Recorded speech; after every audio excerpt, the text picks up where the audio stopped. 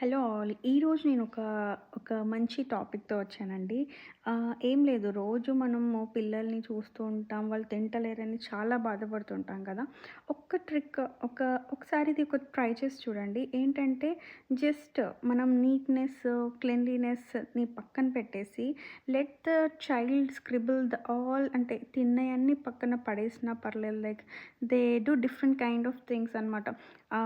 మొత్తం ఫేస్ నిండా పూసుకోవడం, డ్రెస్ ఖరాబ్ చేసుకోవడం ఇలాంటివి చేస్తుంటారు. బట్ దెన్ మీరు అలానే వాళ్ళని కంటిన్యూస్ అలాగే చేస్తున్న కొద్దీ వాళ్ళేంటంటే డిఫరెంట్ ఏ ఫుడ్ అయినా వాళ్ళు చేయితో పట్టుకోవడం, టెక్స్చర్ కానివ్వండి or else with the forks.